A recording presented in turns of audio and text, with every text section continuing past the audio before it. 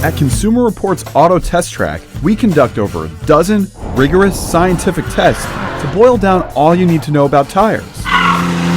Our tire buying guide will arm you with expert knowledge to pick the model that best suits your needs. Consumer Reports online subscribers can find specific brand recommendations and exclusive product ratings on our website. Just like a pair of new shoes, picking the right tire starts with finding the right fit. You can figure this out by reading your tire sidewall. Look for the first letter, which signifies the size classification. In this case, P stands for passenger car. What follows indicates the tire's size specifications. If you can match this code from your old tire to a new one, you'll be a step ahead when it's time to choose a tire. Each tire has its own service code, which is a combination of its load index and speed rating. The load index reflects the maximum load a tire can carry. An index number of 92 can carry a maximum load of 1,400 pounds. The succeeding letter is the speed rating. It tells you the maximum speed a tire can safely maintain over time. A T rating means the tire's maximum speed is 118 miles per hour. Though you likely won't find yourself driving at such high speeds, tires with a higher speed rating tend to handle and grip better on dry and wet roads. You can typically find a speed rating chart at your local tire store. When it's time to replace a tire for both new and used cars, we recommend sticking with the same tire size, load index, and speed rating that originally came with the car. Whether you want a quieter ride, better handling in the snow, or ultimate grip, what's most important is determining your driving needs. If you live in Florida, you'll want a tire that grips well on dry and wet roads. Live in New England? A tire that handles most weather conditions, especially the snow. If you prefer a quiet and comfortable ride, go with a tire that touts smooth riding. If you're a driver who likes to feel the road, look for a tire geared towards handling precision. You'll have more control, but it could mean a noisier and stiffer ride. You can't tell how a tire will perform by looks alone, so go to our full tire ratings to find one that matches your needs. Now that you know your tire specs and driving demands, you can choose the type of tire that best fits your needs. All-season tires are the Swiss Army knives of tires. Standard on most sedans and minivans, they're designed to handle most conditions over dry and wet roads. They give you a comfortable ride, but they lack precise handling and cornering grip. You can expect the tread depth, otherwise known as tread wear, to be long-lasting. As a tire wears, it can lose snow traction and wet grip. That's why our tread wear testing at Consumer Reports is particularly strenuous. Running on a government tread wear course in middle of nowhere, Texas, tires are driven hard. 16,000 miles over 17 days to be exact, just to see how a tire wears.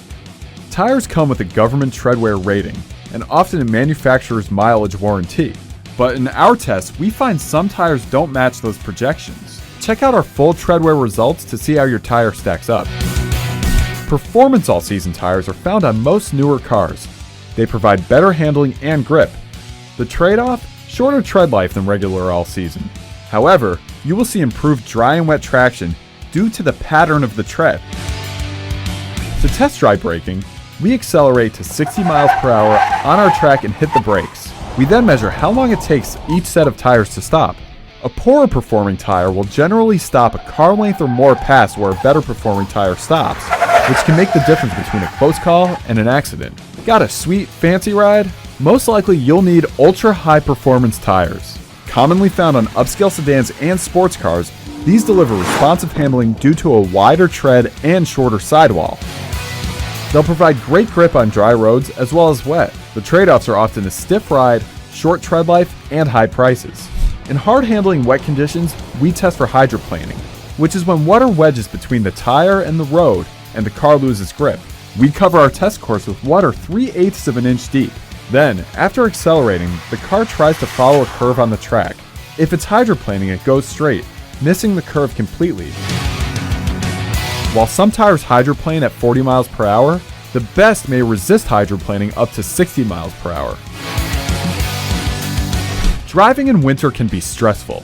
You want a tire that performs well in ice and snow. That's why we test all our tires in these conditions. We run an acceleration test from 5 to 20 miles per hour over packed snow. Tires with better traction take less distance to reach these speeds than ones with poorer traction. For ice testing, we take our test vehicles out to an ice rink to see them get their Scott Hamilton on. We measure how long it takes a tire to stop from a pace of 10 miles per hour. In both tests, models labeled winter tires are the top performers. Why? They have a tread with more slits or sipes to provide more bite in the snow and ice. Always use winter tires in sets of 4 because mixing different tire types can compromise handling. Remove them when the weather warms up because they may not grip as well and tend to wear quicker. Truck owners need a tire specifically designed for their model. All-season truck tires provide good performance in most weather conditions for light-duty trucks, crossover vehicles, and SUVs. These are like car all-season tires, but they come in larger sizes suitable for trucks. All-terrain truck tires have a deeper, more open tread pattern, which provides better grip on unpaved roads, but the trade-off is a noisier ride. So how long does it take to wear out a set of tires? It depends. We find you generally get what you pay for. Our tests show the best all-season tires can last over 90,000 miles, while the worst need to be replaced after 30,000. We recommend consumers start shopping for new tires before their current ones are worn out. That is, when the tread depth approaches 4/32 of an inch in any one groove. You can measure your tire's tread with an inexpensive tire tread depth gauge. A cheaper way is to use a quarter. Place the quarter in the tire's groove, head down. If you see the top of George Washington's head, it's time to start shopping. When it's time to buy, you've got plenty of options. Traditional tire stores, car dealers, large retailers, the internet, and your local mechanic. Check online first to get a sense of prices.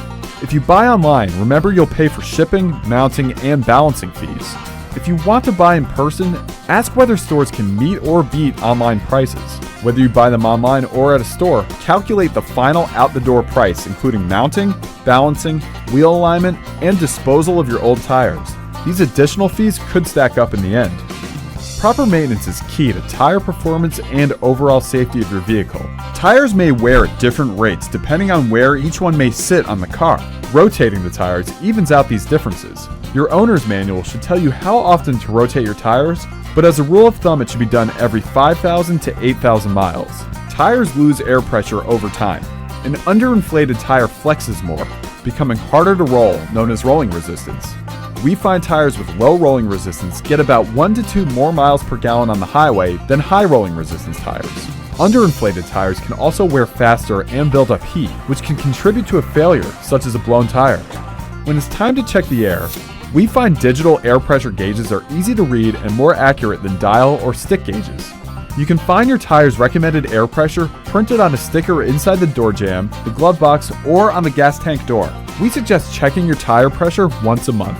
For our full tire ratings and recommendations, check out consumerreports.org. We are a not-for-profit, pay for all the items we test, and accept no advertising. Thanks for your support.